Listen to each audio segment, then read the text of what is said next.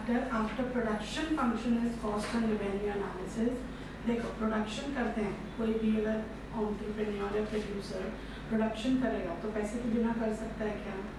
नहीं, हमेशा उसको लगेगा कॉस्ट ऑफ प्रोडक्शन। आया नहीं? लगता है या नहीं?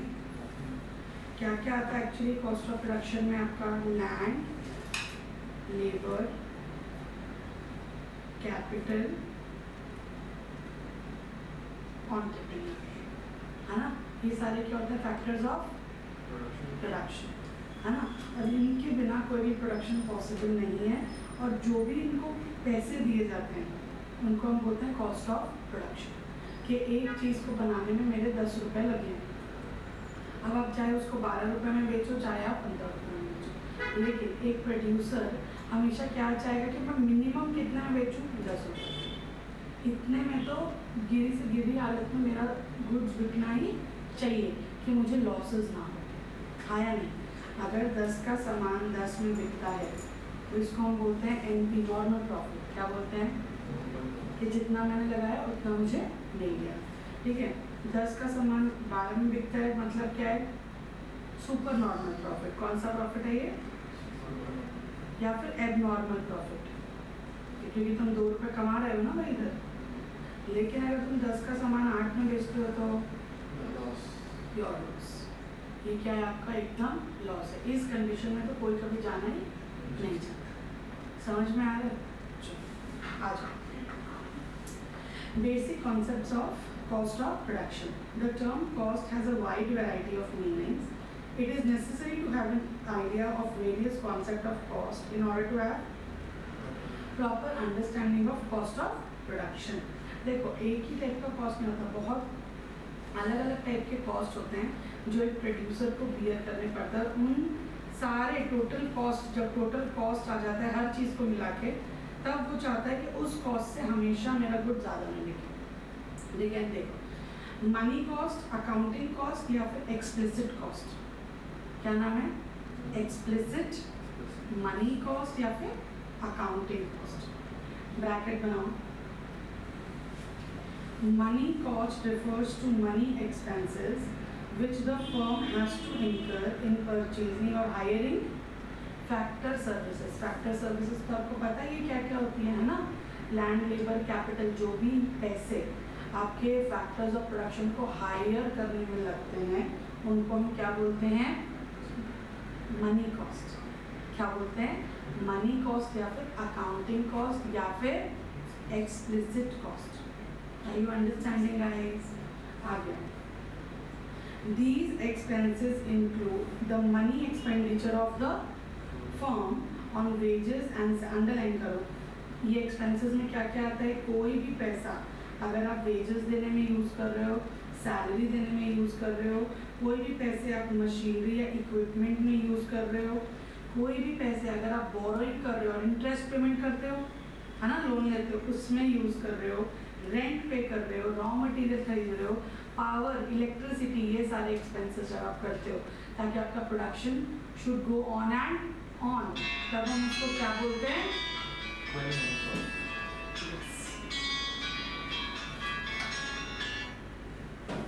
भैया मैं घर पे नहीं हूँ, शाम को लेती हूँ। तो उसको हम क्या बोलते हैं? Money cost. कोई डाउट है? क्लियर है सबको? मनी कॉस्ट बताओ बताओ। आ गया। ब्रैकेट बनाओ। Accounting books of a firm record these actual money expenses made by the firm on the factors of production as the cost of production. ये जो अकाउंटिंग कॉस्ट होते हैं इनको हम बुक्स ऑफ अकाउंट में रिकॉर्ड करते हैं ताकि ये पता चले कि इस गुड को बनाने में हमारा कितना खर्चा हुआ है। ठीक है, तो जब ऊपर मनी कॉस्ट रिफर्स टू वाला ब्रैकेट बनाया था उस पर नंबर 1 लिखो, फिर एग्जाम्पल्स में आपने अंडरलाइन किया, फिर अकाउंटिंग बुक्स में ये रिकॉर्ड होता है उस पॉइंट को नंबर 2 करो। क्लियर है यहाँ तक? किसी को डाउट है क्या? आगे। That is why this concept of cost is known as accounting cost, business cost, money cost या फिर explicit cost। कोई डाउट है? बताओ। Third point, money payments made by the firm to the owners of various factor services in purchasing and higher factor services required in production is known as explicit cost. मतलब जो भी पैसे factors of production कौन होते हैं? Land, labour, capital और entrepreneur. हाँ या नहीं? उसको आप जो भी पैसे देते हो उसकी सर्विसेज को हायर करने के लिए उसको हम कौन सा कॉस्ट बोलते हैं? मनी कॉस्ट या एक्सप्लिसिट कॉस्ट या अकाउंटिंग कॉस्ट, कुछ भी। समझ आ रही कि नहीं आ रही बात? कोई डाउट है? पक्का? तो एक्सप्लिसिट कॉस्ट क्या होता है? ऐसा पैसा जो हम ओनर्स और फैक्टर्स ऑफ प्रोडक्शन को देते हैं। समझ आ रही है बात? आ गया फोर्थ पॉइंट अभी नहीं गई। The concept of money cost take cost of production in a restricted sense. Money expenses constitute only one part of the cost. There are certain factor services underlying. कोई ऐसी factor services होती है which are owned and provided by the entrepreneur himself, for which no money payment is made. Since money payment for such services are not done, they are not included in cost of production in normal practice. जैसे आपने एक chartered accountant रखा है ना, तो उसको पैसे दोगे, लेकिन तुम्हारा खुद का बेटा चार्टेड अकाउंटेंट है तो उसको पैसे दोगे क्या? नहीं। तुमने अगर कैपिटल कहीं से लिया तो उसको इंटरेस्ट दोगे? हाँ, लेकिन कैपिटल तुम्हारा खुद का है तो इंटरेस्ट दोगे क्या? तुमने लैंड अगर हायर किया तो क्या दोगे? रेंट। लैंड अगर हायर किया तो क्या दोगे? रेंट। लेकिन तुम खुद के लैंड पे काम करते हो, खुद की ज़मीन है, तो रेंट दोगे क्या? नहीं। तो कोई ऐसी फैक्टर सर्विसेज होती है जो एंटरप्रेन्योर खुद ही अपनी यूज़ करता है, तो उसको हम अकाउंटिंग कॉस्ट में इंक्लूड नहीं करेंगे। Is it clear guys? Any doubt? आगे तो अभी पहला कॉस्ट कौन सा पढ़ा आपने? जल्दी बताओ। Money cost. पहला कॉस्ट कौन सा पढ़ा? मनी कॉस्ट या फिर एक्सप्लिसिट कॉस्ट या फिर अकाउंटिंग कॉस्ट। चलो अब आ जाओ। अब दूसरा कॉस्ट हम पढ़ेंगे economic cost. Economics takes cost of production in a wider sense, that is in sense of economic cost. Economic cost में तीन चीज़ें आती हैं। इकोनॉमिक कॉस्ट मतलब ऐसा cost which is related to money. आया नहीं? इकोनॉमिक कॉस्ट में सबसे पहले आता है आपका मनी कॉस्ट, जिसको हम एक्सप्लिसिट या फिर अकाउंटिंग कॉस्ट भी बोलते हैं। हाँ या नहीं? ठीक है। दूसरा आता है इम्प्लिसिट कॉस्ट। कौन सा? और तीसरा कॉस्ट क्या आता है? मैम नॉर्मल प्रॉफिट भी कॉस्ट होता है। नॉर्मल प्रॉफिट को कॉस्ट क्यों बोल रहा है? सुन लो यार, 10 रुपये कॉस्ट था, 10 ही रुपये मिले तो नॉर्मल प्रॉफिट हुआ कि नहीं? हाँ, तो ये कॉस्ट ही तो है। नॉर्मल प्रॉफिट क्या है? कॉस्ट। जितना लगाया उतना मिला। अगर उतना भी नहीं मिल रहा है तो बिजनेस करने का सेंस है क्या? So basically normal profit is something that keeps the entrepreneur going, है ना, कि भाई काम तो कर, तो आएगा आगे पैसा। समझ आ गई बात? तो इकोनॉमिक कॉस्ट कितने टाइप के हैं? 3 टाइप्स। क्या क्या? समझ आ रही बात? आ जाओ। अब एक्सप्लिसिट तो पढ़ डाला, ये तो पढ़ लिया हमने। अब हम क्या पढ़ेंगे? इम्प्लिसिट। चलो bracket. Implicit cost refer to imputed या फिर estimated value of inputs owned by the firm and used by it in its own production। Just अभी बताया तुमको। ऐसी सर्विसेज या ऐसी चीज़ें जो एंटरप्रेन्योर खुद की यूज़ करता है प्रोडक्शन करने में, उसको हम कौन सा कॉस्ट बोलते हैं? इम्प्लिसिट। तो मैम अगर रेंट है, इम्प्लिसिट कॉस्ट है रेंट। अगर वो खुद का यूज़ कर रहे हैं लैंड, हाँ या नहीं, तो आप उसकी एस्टिमेटेड वैल्यू ले लोगे कि अगर मैं हायर करता तो 20,000 लगता, तो इम्प्लिसिट वैल्यू 20,000, मतलब एस्टिमेटेड वैल्यू है। एक्चुअली में कुछ नहीं हो रहा, लेकिन ये कौन सी वैल्यू होती है? एस्टिमेट। क्लियर है बात? Implicit cost refer to imputed value of inputs owned by the firm and used by in its own production unit. समझ आ रही है बात? आगे. It is the estimated cost of self-owned या self-employed resources. Underline. ये एक estimated cost होता है तुम्हारे खुद के resources का, जो तुम actually किसी से hire नहीं करते, अपने ही use करते. आगे. Beside purchasing or hiring resources from others, a producer may also use his own factor services in the process of production. कोई डाउट है? आ गया. अंडरलाइन. The owner या फिर जो entrepreneur होता है may own certain factor services which he may use for his business. कोई डाउट है? फॉर एग्जाम्पल में बॉक्स बनाओ. रीड करो Aditya. For example, the entrepreneur may use his own land, his own capital, and may provide entrepreneur और managerial services. वो किसी manager को higher नहीं कर रहा, वो अपनी ही सर्विसेज अपने बिजनेस में यूज कर रहा है. समझ आ रही है कि नहीं आ रही बात? As such, he is entitled to receive rent on his own land, interest on his own capital contributed by him, and payment for other services. When a producer uses self-owned factor services in his own production unit, underline, when a producer, जब एक producer अपनी खुद की services अपने production unit में own करता है, underline, he foregoes the opportunity of earning income by selling those factor services to some other producer. मैं CA हूँ, मैं अपनी फर्म में काम कर रहा हूँ, लेकिन अगर मैं किसी और फर्म में काम करता तो मुझे क्या मिलते हैं? पैसे मिलते, है ना? मिलते कि नहीं? तो वो अपॉर्चुनिटी हम क्या कर देते हैं? गिव अप कर देते हैं. अगर मैं एंटरप्रेन्योर हूँ, मैं अपने ओन लैंड पे प्रोडक्शन कर रहा हूँ, लेकिन अगर मैं वो लैंड किसी को रेंट पे देती, है ना, तो मुझे रेंट मिलता है या नहीं? हाँ. तो क्या बोल रहे? इट इज़ वेरी इंपॉर्टेंट कि जब एक प्रोड्यूसर अपनी self own factor services use करता है तो वो ये अपॉर्चुनिटी को फॉरगो करता है. इनकम अर्न करने की अपॉर्चुनिटी को क्या कर देता है? वो गिव अप कर देता है. आ रही कि नहीं बात समझ में? कोई डाउट है? Bracket. In case of such factors of production that the firm neither purchases nor hire, their cost must also be calculated. Such costs need to be imputed or from what they could earn in their best alternative use. समझ में आ रही है? अगर मैं अपनी services कहीं और लगाता तो मैं क्या अर्न करता, तो उस हिसाब से उनको एक वैल्यू हमेशा एक्सप्लिसिट कॉस्ट की निकालनी चाहिए, इम्प्लिसिट कॉस्ट की. समझ आ रही कि नहीं बात? बाहर पैसे देना इज एक्सप्लिसिट, खुद काम करना इज इम्प्लिसिट. क्लियर? आगे आ जाओ. कोई डाउट है यहाँ तक किसी को? आ गया. अब क्या आता है? Normal profit. ब्रैकेट बनाओ.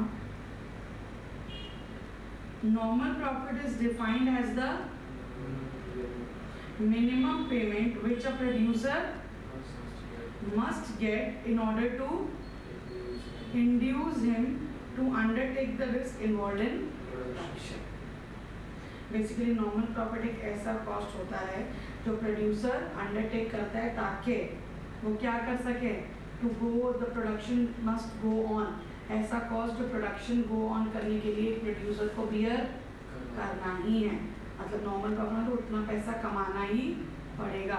समझ आ रही कि नहीं बात?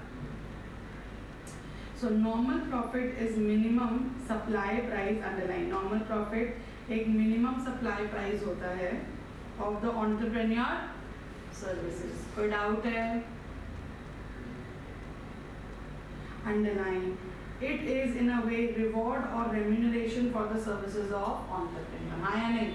जो सर्विसेज दे रहा हूँ, जो गुड्स दे रहा हूँ, उसके लिए जो पैसे मिलते हैं वो क्या है? मेरा नॉर्मल प्रॉफिट. अगर मुझे बिजनेस को गो ऑन करना है तो एटलीस्ट मुझे क्या कमाना पड़ता है?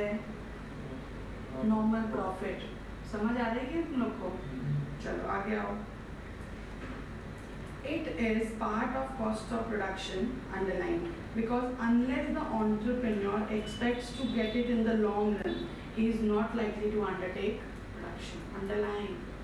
अगर वो नॉर्मल प्रॉफिट भी नहीं कमा रहा है तो लॉन्ग रन में वो उस बिजनेस को चलाना चाहेगा कि नहीं? नहीं चाहेगा. इसलिए हम नॉर्मल प्रॉफिट को part of cost of production मानते हैं. कोई डाउट है? आगे आ जाओ. From an economic perspective normal profit भी एक टाइप का कॉस्ट है. It represents the cost needed to keep the business from going. For this reason normal profit is similar to firm's implicit cost. कोई doubt है? कोई दिक्कत है? चलो आगे. Now we can define economic cost. अब इकोनॉमिक कॉस्ट सम टोटल किस किस का होता है? यहाँ देखो, इकोनॉमिक कॉस्ट अच्छा एक बात बताओ, मनी कॉस्ट में या अकाउंटिंग कॉस्ट में इम्प्लिसिट कॉस्ट इंक्लूड होता है क्या? नहीं, क्योंकि इसमें वो इंक्लूड होता है जो बुक्स ऑफ फॉर्म में दिखते हैं. लेकिन इकोनॉमिक कॉस्ट में एक्सप्लिसिट इंक्लूड होता है, इम्प्लिसिट इंक्लूड होता है और क्या इंक्लूड होता है? क्लियर है बात? आगे आ जाओ. So we can sum bracket economic cost is the sum total of both explicit cost and including what? कोई डाउट है? आ गया. Economic cost is wider than accounting cost. ठीक है, ऑफ कोर्स अकाउंटिंग कॉस्ट में तो सिर्फ अकाउंटिंग है, लेकिन इकोनॉमिक में तीन तीन आते हैं. हाँ या नहीं? आ गया. Whereas accounting cost includes only explicit and money cost. Tick कर लो ब्लू बॉक्स. मनी कॉस्ट या accounting cost is equals to nothing but explicit cost. हाँ या नहीं? और इकोनॉमिक कॉस्ट में explicit implicit plus normal profit आता है. कोई डाउट है? पक्का? अब एक बहुत इंपॉर्टेंट कॉस्ट आने वाला है जिसका नाम क्या है? Opportunity cost. अपॉर्चुनिटी कॉस्ट का मतलब होता है कि जब आप एक गुड को, सुनो, जब आप किसी एक गुड को एक प्रोडक्शन में यूज़ करते हो, मतलब अब उस गुड को आप दूसरे प्रोडक्शन में यूज़, एक लेबर को अगर आप अपने पास काम करवा रहे हो, मतलब वो दूसरी फॉर्म में काम कर सकता है या नहीं? नहीं. तो उसने ये अपॉर्चुनिटी को क्या कर दिया? गिव अप, फॉरगो कर दिया. किया कि नहीं? उसी को बोलते हैं अपॉर्चुनिटी कॉस्ट. मैम फिर ये वाली फॉर्म को क्यों चूज किया? क्योंकि शायद इसको ज़्यादा पैसे देंगे. So cost of giving up the next best alternative. क्या? The cost of giving up next best alternative को हम क्या बोलते हैं? Opportunity cost. आ जाओ, ब्रैकेट बनाओ. The opportunity cost of producing any good is the next best alternative good that is given up to produce this good. मेरे पास एक limited amount of cotton है, मैं उससे बहुत सारी चीज़ें बना सकती हूँ क्योंकि हर गुड का ऑल्टरनेटिव यूज़ होता है या नहीं? लेकिन अगर मैं कॉटन से कॉटन के क्लोथ्स बना लेती हूँ तो बाकी चीज़ें जो कॉटन से बनती है वो बन पाएगी क्या? जल्दी बताओ. नहीं बन पाएगी. तो आपने एक गुड को बनाने के लिए दूसरे गुड को क्या कर दिया? सैक्रिफाइस, गिव अप कर दिया. उसी को हम क्या बोलते हैं? Opportunity cost of choosing the best alternative. So again, opportunity cost of producing cotton cloth is the next best alternative good that is given up to produce. Basically, अगर आप if you want to make what cotton cloth, then you have to give up what maybe cotton buds. आपको क्या करना पड़ेगा? Give up करना पड़ेगा. समझ आ रही है कि नहीं आ रही बात? आ गया. Here the cost of producing a particular quantity of a commodity is measured in terms of the quantity of some other commodity that could have been obtained instead. एक को हम गिव अप करते हैं दूसरे को लेने के लिए जिसको हम ले सकते थे लेकिन हमने नहीं लिया. हाँ या नहीं? Next bracket. The opportunity cost arises because of scarcity of resources and the fact कि हर रिसोर्स का क्या होता है? Alternative use. अगर एक को एक रिसोर्स से एक चीज़ बनाओगे तो दूसरा आपको गिव अप करना पड़ेगा. कोई डाउट है क्या? New bracket. when we use resources in the production of one particular commodity, we have to forego some amount of other commodity जो हम उस resource से produce कर सकते थे। समझ आ रही कि नहीं? मेरे पास wood है, scarce है नेचर में, अनलिमिटेड तो है नहीं, आया नहीं, उससे मैं एंड नंबर ऑफ चीज़ें बना सकती हूँ, डोर, चेयर, टेबल, स्पैचुला, कुछ भी बना सकती हूँ। अगर मैं बहुत सारी चेयर्स बना लेती हूँ तो टेबल, डोर और स्पैचुला के लिए वुड कम पड़ेगा या नहीं पड़ेगा? पड़ेगा। तो मैंने इनके प्रोडक्शन के लिए थोड़ा थोड़ा वुड को क्या किया, गिव अप किया to produce more of chairs. This is opportunity cost of producing a chair.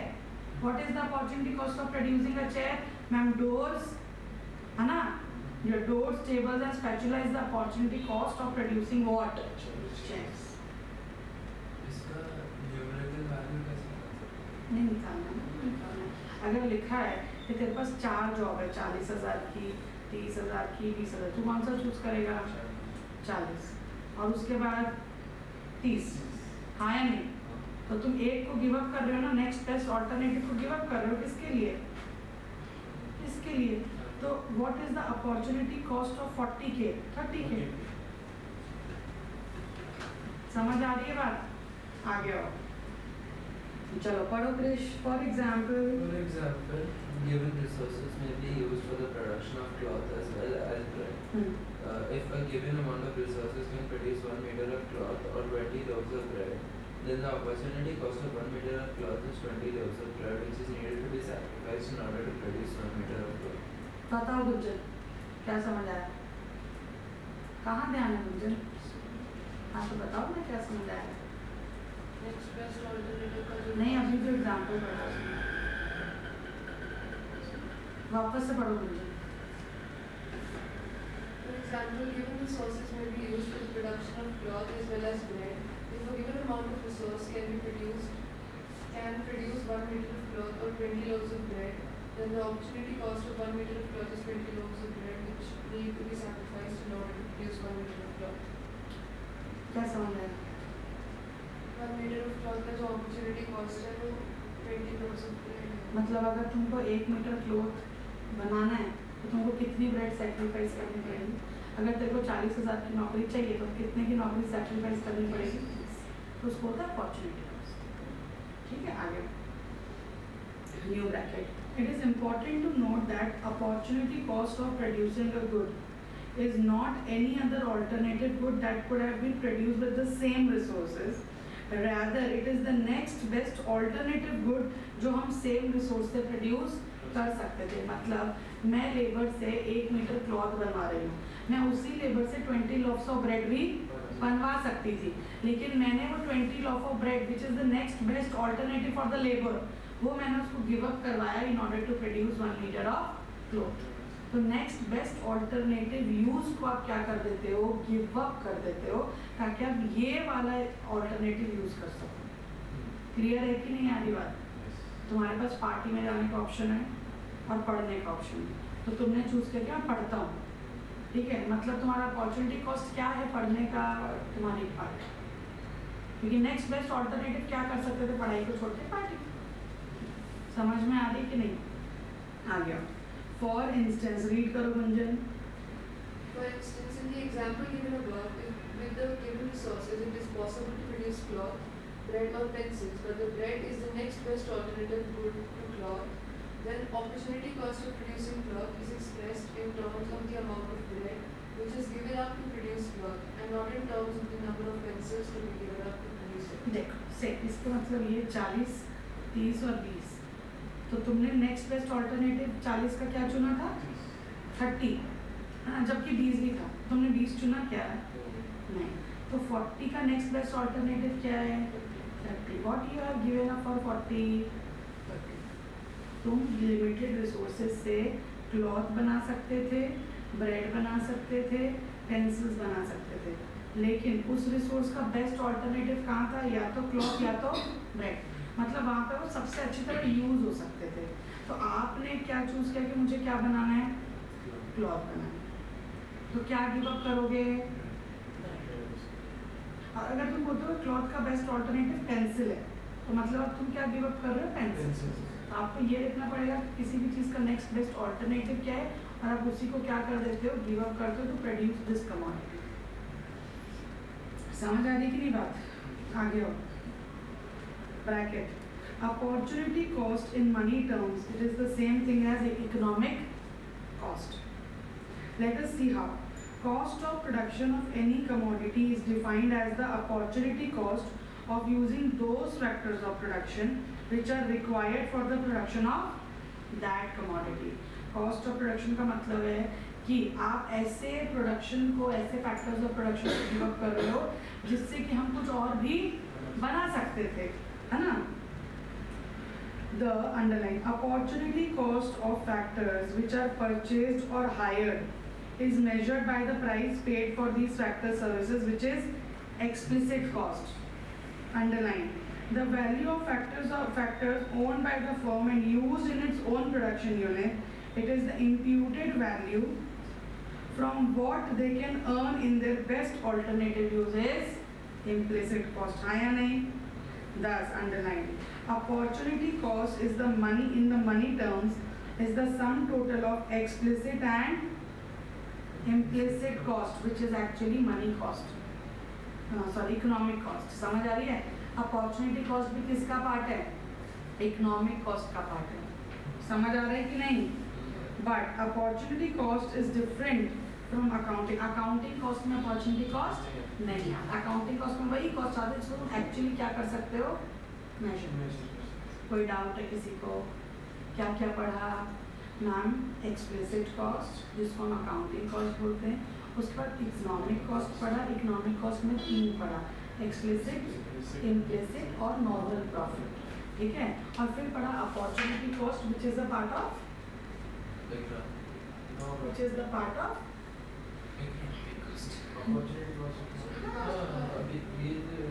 Economic cost.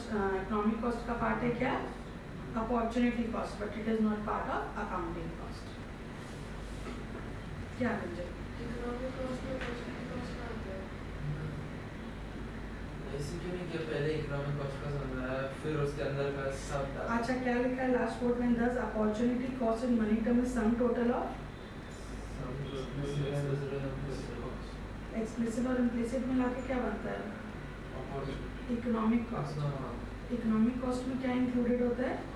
Opportunity cost. तो फिर क्या करेंगे? बड़े इकोनॉमिक लिखने का, फिर उसके अंदर ये सब लिखने का. नहीं, ऐसे नहीं लिख सकते ना, क्योंकि ये मेजर नहीं होता ना, ये बस बताया जाता है तुमको. ये साइकोलॉजिकल चीज़ है बेटा. अपॉर्चुनिटी कॉस्ट क्या साइकोलॉजिकल है कि मैंने ये गिव अप किया इसको बनाने के लिए. और आपने लिखा है can be measured by money terms बस बताता है और कुछ भी नहीं. वो तो अगर आप मनी टर्म्स में इसको मेजर करते हो तो वो इकोनॉमिक कॉस्ट में आएगा. वैसे तो इम्प्लिसिट कॉस्ट भी अपन मेजर नहीं कर सकते. कर सकते हैं क्या? लेकिन वो भी किस में आता है? समझ आ रही है बात? आगे आ जाओ. Next cost. कौन सा कॉस्ट है नेक्स्ट? Real cost.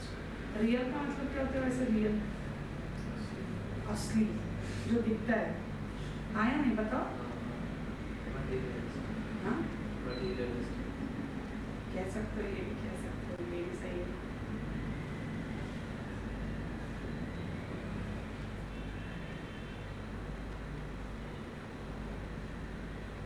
चलो रियल कॉस्ट पढ़ना जरा एक बार.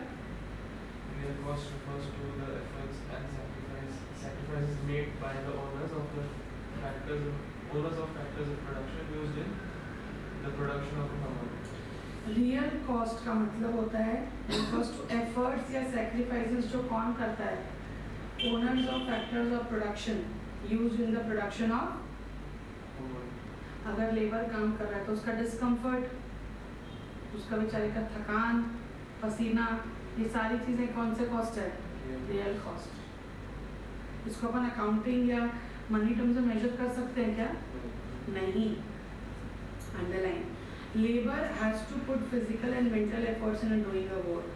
Owners of capital and land have to sacrifice not by using the resources. खुद को यूज नहीं कर सकते, और in terms of sacrifice involve in saving and capital accumulation. Thus, real cost refer to paying sacrifice, discomfort, disutility involved in providing factor services to produce a commodity. एक commodity को produce करने के लिए मैं खड़े होकर काम कर रहा हूँ, मेरे पैर दर्द हो रहे हैं, है ना, मैं बारिश में काम कर रहा हूँ, मेरी तबीयत खराब हो रही है, तो उसको हम कौन सा कॉस्ट बोलते हैं? Real cost. समझ आ रही कि नहीं आ रही बात?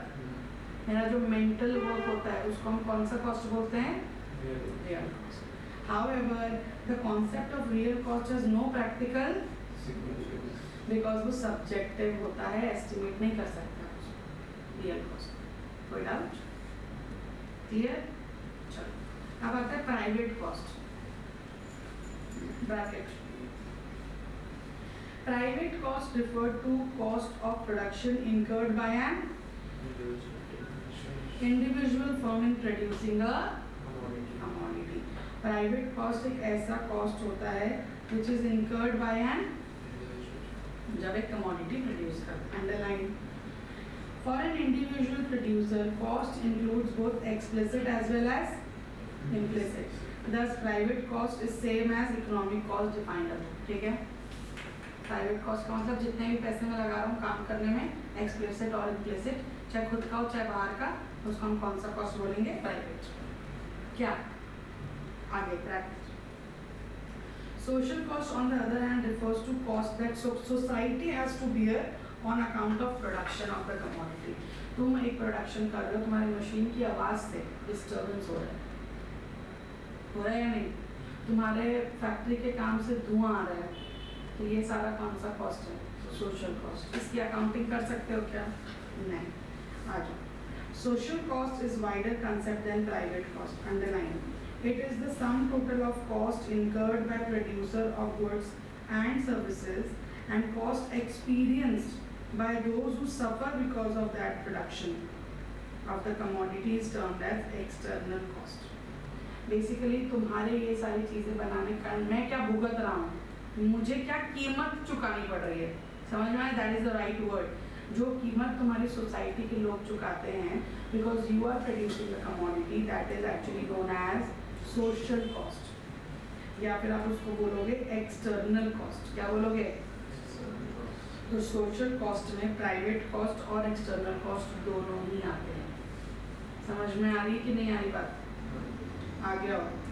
Underline. External cost is the cost that is not borne by the firm but it is incurred by other members of the society or the entire society। कोई डाउट है? चलो आगे आओ। The cost or the burden that the other members of the society have to bear arising out of production of the commodity is called negative externality। आगे underline करो, ये इसको हम नेगेटिव एक्सटर्नलिटी बोलते हैं। जो भी कॉस्ट हमारे प्रोडक्शन के कारण बाकी लोगों को बियर करना पड़ता है, चाहे कोई भी हो। समझ आ रही कि नहीं बात? Such costs are termed as external cost from firm's point of view and social cost from society's point of view। समझ आ गई बात? Underline। Oil refinery may discharge its waste in the river causing water pollution। आया नहीं? तो किसको भुगतना पड़ रहा है? तो social cost।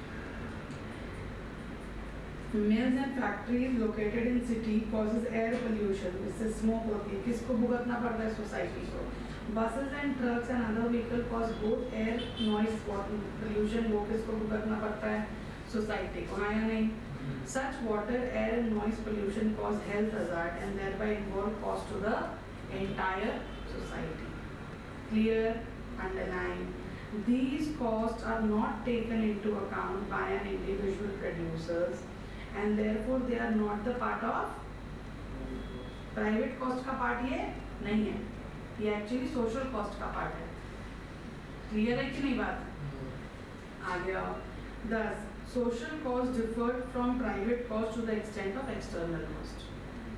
एक्सटर्नल कॉस्ट नहीं आता प्राइवेट में और सोशल में आता है। क्लियर है?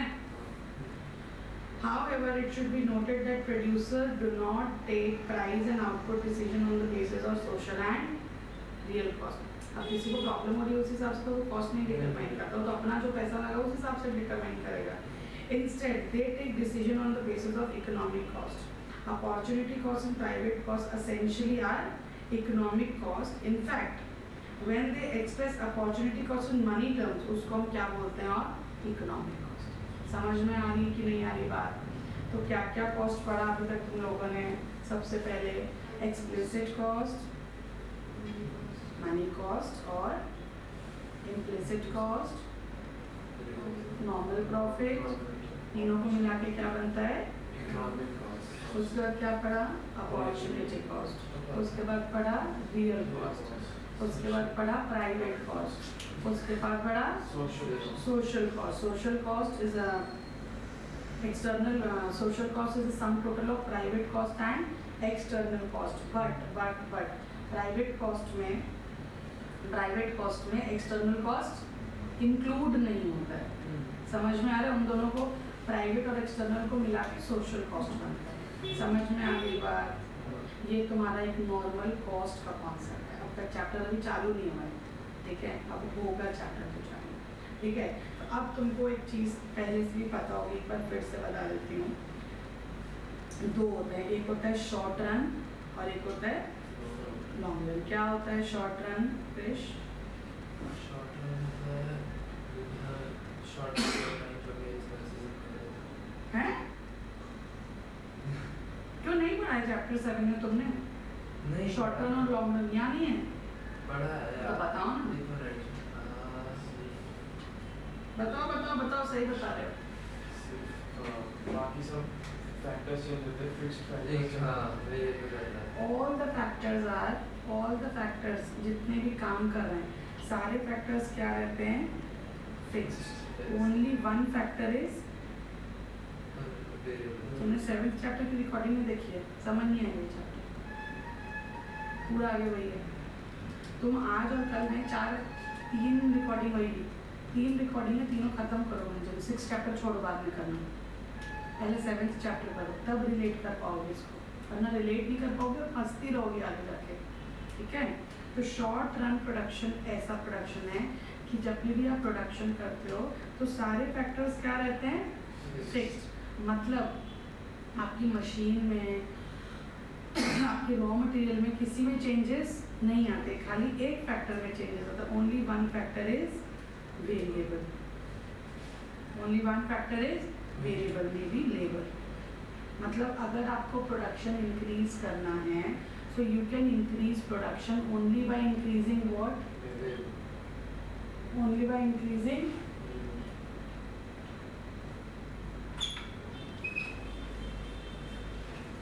your maths class 11:30. Is it 11:30 only? Okay, so it's 11:30. Okay, so what is it? Whenever if you want to increase the output, you can increase the output only by changing what factors? Variable factors. Labour increase करके आप output increase कर सकते हैं क्योंकि fixed factor में कोई change नहीं आता है। लॉन्ग रन में अगर आपका आउटपुट चेंज करना है तो आप सारे के सारे फैक्टर्स को क्या कर सकते हो? चेंज। आप नई मशीन लगवा सकते हो, आप बहुत सारे लेबर कर सकते हो, आप बहुत सारा कैपिटल रेज कर सकते हो, कुछ भी आप क्या कर सकते हो? चेंज कर सकते हो। समझ आ रही है बात? तो अब हम अगली क्लास से तुम कम से कम, मैं पूरा चैप्टर तो नहीं बोल रही, कम से कम तुमको 1 या 1.5 लेक्चर, मतलब एक पूरा और एक आधा तो देखना ही पड़ेगा गुंजन, वरना नहीं समझ आएगा गुंजन आपको कि क्या चल रहा है, कॉस्ट ऊपर क्यों जा रहा है, नीचे क्यों जा रहा है, कुछ पल्ले भी पड़ेगा, ठीक है? तो ये हो गया शॉर्ट रन, ये हो गया लॉन्ग रन। तो अब हम जो पढ़ेंगे, अब पढ़ेंगे बिहेवियर ऑफ कॉस्ट इन, क्या लिखा है? Behaviour of cost in short run. Short run में अगर एक इंडिविजुअल सप्लायर काम कर रहा है, शॉर्ट रन में अगर एक इंडिविजुअल क्या कर रहा है? काम कर रहा है ना? तो कॉस्ट का बिहेवियर क्या होगा? कॉस्ट इंक्रीज होंगे, कॉस्ट डिक्रीज होंगे, क्या होंगे? We have to study in short run when only one factor is variable, rest all factors are fixed. अगर लेबर बढ़ेगा कॉस्ट बढ़ेगा। लेबर बढ़ेगा तो कॉस्ट